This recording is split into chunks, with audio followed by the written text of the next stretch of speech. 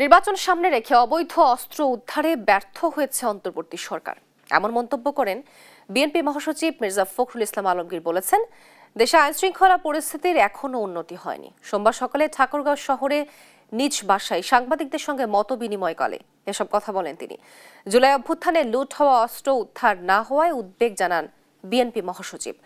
IPL ইস্যুতে বিসিবির সিদ্ধান্তে বিএনপি একমত জানান তিনি। এ সময় বিএনপি ক্ষমতায় গেলে তিস্তা মহাপরিকল্পনা বাস্তবায়ন করা হবে বলেও জানান বিএনপি মহাসচিব।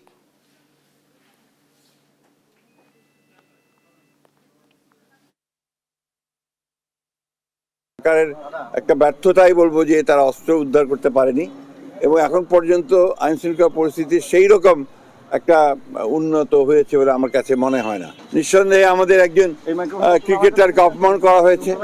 আমরা মনে করি এটা আমাদের দেশকেই অপমান করা হয়েছে। তিস্তা, পদ্মা এবং অভিন্ন নদী যতগুলো আছে সেগুলো সবগুলোর ব্যাপারেই আমরা ভারতের সঙ্গে আমরা এনগেজ করব।